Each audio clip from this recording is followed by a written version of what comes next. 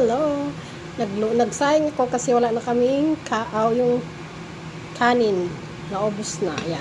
Ito, 6 to na 6 cups yung maliit, yung pang rice cooker.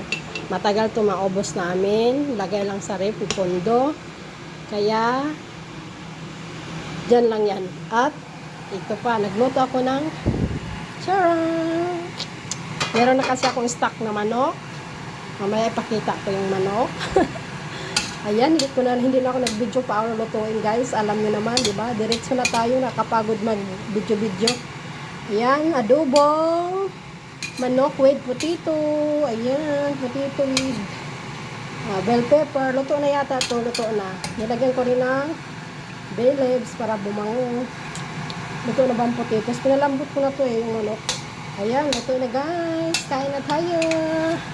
Kain na tayo, mga Mari. Yan, sarap. May ulam na tayo. Luto na rin yung ating manok. Ayan, o, diba? Malambot na. So, patayin na natin, guys. Ang apoy. Meron na tayong adobo with potato. Chicken with potatoes. Bye-bye.